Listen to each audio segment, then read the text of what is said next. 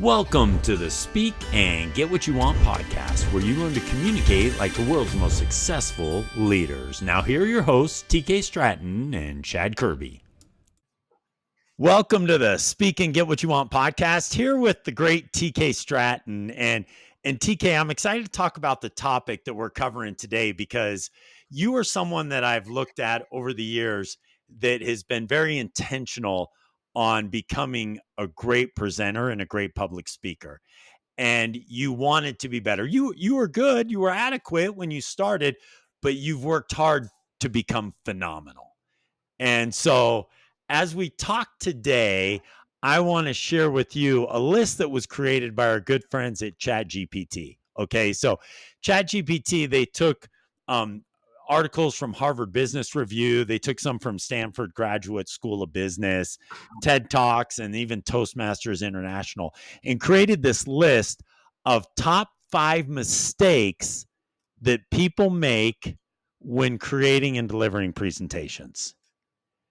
And so, TK, I want you to share with me if you believe in your process, in your evolution of becoming a phenomenal speaker, if you agree or disagree with these being in the top 5. You ready for these, TK? Let's go. Okay, here we go. Number 1, and not necessarily in any order of importance, okay? But it says number 1, lack of a clear structure. Ooh. What are your thoughts on that? I think that's a big one. I remember the first time I met with you, when I was I had a presentation scheduled and I really didn't know where to start. And so I went to you and you were able to line out 3 things that I was able to do on every presentation. And that was really, really helpful. So I think, I think knowing how to structure your presentation is critical. That helped me a ton. Well, and the key was structuring the presentation, TK, and I agree with you. It should definitely be in the top 5, is that so many people create presentations without any sort of a goal of what they want the people to do at the end of the presentation. Right. Like they fall into this trap that, I'm here just to educate. Right. I'm here to talk to you. Yeah. Right. And I remember back when you were building your restoration business, you were doing presentations to different insurance companies or even to different people that could utilize your services. And why do you think people don't have a clear call to action at the end of their presentation as they structure it? That's a really good question. I think for all of us, nerves are a big thing. We want to be perceived as, an expert and that we know what we're doing and we want to give a good presentation. But I think don't always know the right way to structure it, like you said. And so and then we forget to ask, like, what was the whole purpose of us being there, Isn't that interesting, TK, that we forget the reason we're there. Right. So as we're creating this structure, we forget the very reason why we're giving the presentation. So number 1, most definitely that lack of a clear structure. And then, okay, so here's the next one, TK, and tell me your thoughts on this. Number 2, overloading slides with information. Oof. Yeah. You see that happen a lot. Right? Tell me why you think that's such a trap that people fall into. Oof, I don't know. You've had to really preach at us to this thing, but I think we get involved in the information that we want to share more than what's really going to help benefit someone, and so sometimes it's just information overload. And probably it goes back to what you've always, you're so good at preaching this, but just stating, people don't want to think. They'd rather die than think. And so if you give them too much, they just don't, they're going to check out. And isn't it crazy? We're all tempted to do it, TK. Yeah. We're all tempted to. We only have 30 minutes. Okay. So go back to your days in the restoration business. You have only 30 minutes in front of this insurance company. And you're like, okay, I need to share with them everything I know about this particular subject. And so how have you been able to make that transition, TK? I got a fly that can drive me nuts. It's the little things, TK. But how have you scaled back and been able to say, okay, I'm going to deliver less information so that I can have a greater impact. Because number two, they're saying overloading the slides and just giving too much information. How have you been able to scale back so that you can have more impact? Boy, I think watching guys like you, Kirby, just making it as simple as possible. Sometimes we get involved in the details, and we think that the people want to hear all the details, and they don't. They just want as simple as possible and not overthink it. And we say so many things that don't need to be said. I've been to presentations like that. I think we all have, Mm, where the right. PowerPoint is so full of information, and you're so far back in the room you can't even read it. So a lot of it just doesn't make any sense, or massive quotes that are 2 pages long. Just very simple presentations. The ones that I've been to, at least, were the ones that just had like a few points on the board, a few words and things that I can actually remember. So if it's been like probably 1 to 3 things, then I can remember what it was. Right. I'm going to take something from that. Right. But if someone gets up and says, okay, I'm going to show you the 93 steps to growing and building a great plumbing or construction company, right? Right. It's like, it's impossible to grasp that. Totally. Totally. Okay. So TK, now we've got number three, again, not in any order of importance, ignoring the audience's engagement, meaning oftentimes people are more interested in speaking at their audience rather than engaging their audience. So how have I watch you chat on doing that a lot. What are ways that you do that? How are you gauging their engagement? Because I've been involved with, maybe a lot of us have, who have been speaking, and we don't really know how we did. We walk away, okay, were they listening? Were they not listening? At least that's been in my case a lot of times. How have you been able to kind of judge that, how engaged, without hearing from people after you spoke? But I remember you walking off the stage sometimes and me talking with you, and you knew exactly how you did and how many people were going to buy the product that you were selling or whatever. What are ways you've been able to understand if people were engaged or not? And when you're up there, your nerves are going and you're thinking, okay, are they engaged? Are they not engaged? Did I say something right? Did I say Right. something wrong? Right. And you know what's interesting about that question, TK, is that we get so caught up, and I love that ignoring audience engagement's one of the top five, because TK, we get so caught up in delivering our presentation that it becomes about the presentation rather than about the audience. Mm. And so, what one thing that I constantly focus on is how am I going to engage and enroll my audience, right? Because it's about the audience having a great experience and learning and taking action. It's not about you. And sometimes we get caught up thinking, okay, I have to deliver this perfect presentation. TK, I remember one time years and years ago, I was speaking in front of a group of dentists, and there were about 300 dentists in the audience. And dentists are well educated, smart people. And I got super nervous about the presentation. Well, about a third of the way into the presentation, my clicker broke. And so I was like, oh my goodness, what am I going to do here? My clicker broke. But I actually made a joke about it and said, okay, instead of my clicker, I'm pointing to the person in the back. You got to stay with me, and people appreciated the level of vulnerability, but two, focused on the fact that this is about you having a good experience. It's about the audience. It's not about me looking like this incredible presenter. It's about the audience being engaged, because TK, great presenters, great speakers have people leaving their presentation talking about the presentation and the content, not you as the presenter, right? So if you're like, oh, I crushed that, and everyone's out in the hall talking about how great Chad Kerby is, then for me personally, I You failed. failed. But Right. if they're out in the audience, or if they're out in the hallway talking about, oh my goodness, what Chad taught about this or that, oh my goodness, I'm going to go right back now and apply this to my business or my law firm or whatever it is, then it was a successful presentation.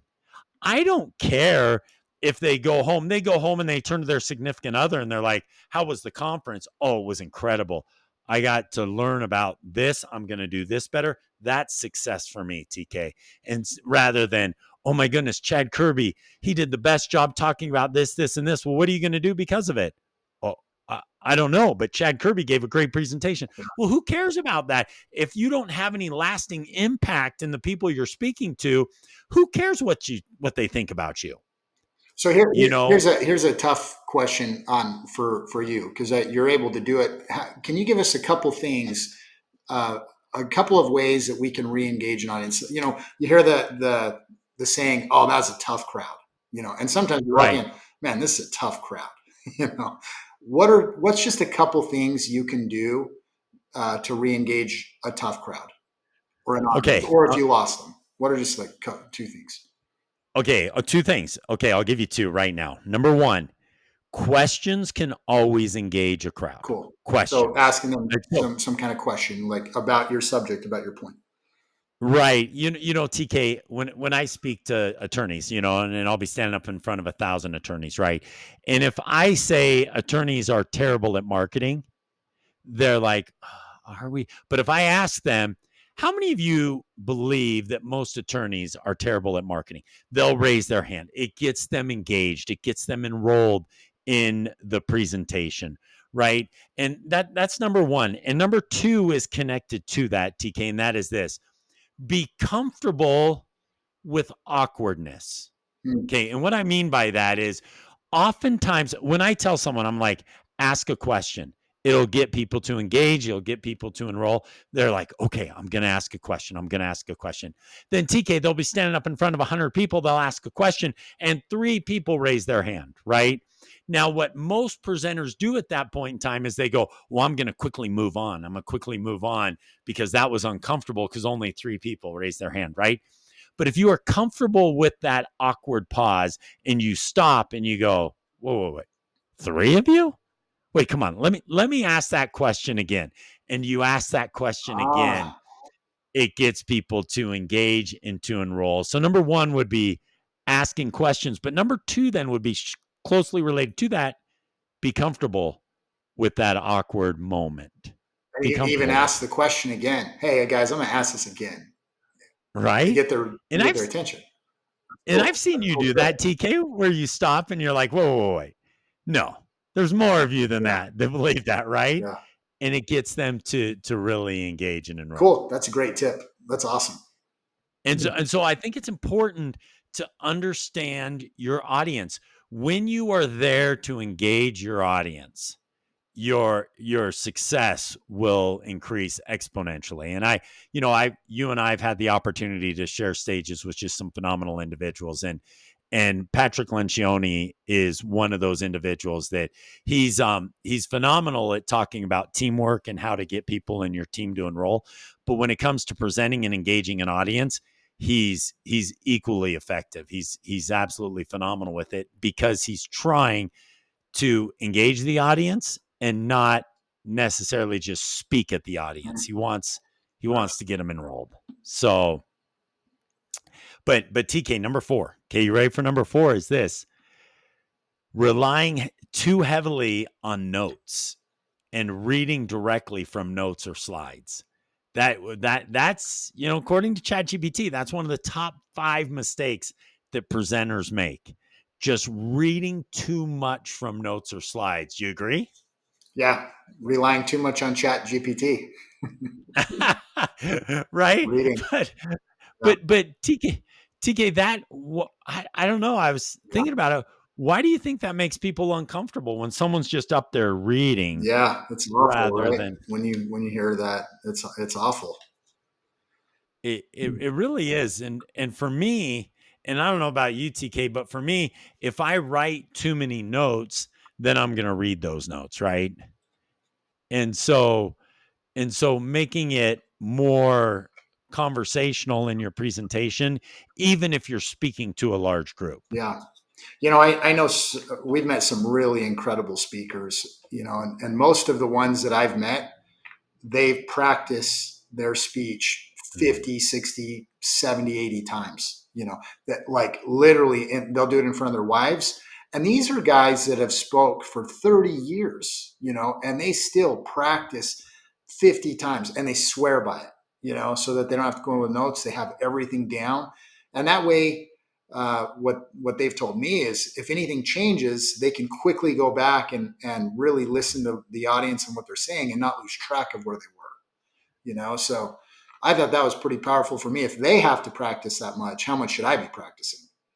Right. And isn't that interesting, TK, that so many people that are effective at speaking are actually practicing. You look at the sports analogy, and I know you love track and field, but TK, how often are those sprinters practicing coming out of the blocks? Yeah, Is it same like thing. Yeah, so they get in the blocks and someone tells them how to do it and they're like, "Okay, I got it."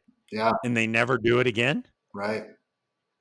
They're practicing over and over and over again. I heard once and that Jay Leno used to go and practice his jokes in all these different small places to see which jokes landed and Hmm. which didn't. So he's practicing. And yeah, and he was practicing and he could read the audience and Yeah, see. And when you're reading from slides or notes, TK, it's really hard for you to read and engage in the audience. It's interesting how all these top 5 mistakes that people make are connected because we talked about just right before this the importance of engaging with your audience. But if you're not, if you're just reading from notes or slides, how do you engage? Because oftentimes the slides are behind you, TK. And so you're turned behind, not even looking at the yeah, audience. And yet you have to engage. yeah. That's And, and so much of it, TK, comes down to practice, like you said. yeah. And which leads us to the last one, number 5, and that is poor time management. And I don't know if that's in my top 5, but it most certainly could be. Poor time management, meaning they spend too much time on a story or they spend too much time and then they have like how many times, TK, have you been to a presentation where someone's going through the slides and all of a sudden they go through 60 slides Right. and they just go boom boom boom boom boom through all these different slides and it's just not, you know, it just doesn't make sense to the people listening. Where do you see most people missing the boat with time management? So the ones where you've seen like, man, that was way too long. He or she spent way too much time telling that story or whatever. Like, where does? Because I think as a listener, sometimes you check out and you're like, wow, I don't even know why I checked out. It was just boring. Um, so where do you Right. see that? What was the real reason? Well, and I love that you asked that question, TK, because the reality is it just depends on how impactful the principle that you're teaching is. And what I mean by that is this: say you're teaching you have an hour to teach 3 really important principles. Okay. Well, it's not that each principle is 20 minutes long. One principle may take 10 minutes, one may take 27, and one may take 13, whatever it is, right? And so the mistake that what I see most people do when it comes to time management, TK, is trying to equally break down each one of those principles and giving them a similar amount of time. When in reality is you just need a shorter amount of time for this one, a little longer for this one, and then people will engage accordingly. What happens too often, TK, is people spend too much time developing a principle that doesn't require or demand that amount of time. And so Interesting.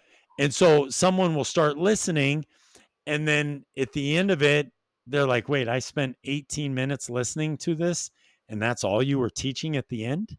And they feel like the investment that they made to listening wasn't worth it. And so when you are using or focusing on time management, make sure, okay, make sure that you are not spending too much time on things that don't deserve that amount of time. And where I see a lot of people making mistakes, TK, is they spend too much time on things that don't really matter. Then when you get to the point where you're asking them to take some form of action, then you rush that. And that's the part that can't be rushed. Awesome. This is So, awesome. Yeah. So the top five, let me just recap in the last minute we have left together here, TK, is the big five mistakes that people make. Number one, lack of clear structure. Number two, overloading slides with information. Three, ignoring the audience engagement. Four, reading directly from slides or notes. And number five, just simply having that poor management. And Yeah. TK, it's amazing. You address those five, correct those mistakes, and you can become a phenomenal presenter. Remember, it's the science of communication. Speakers aren't born, they're created. Awesome.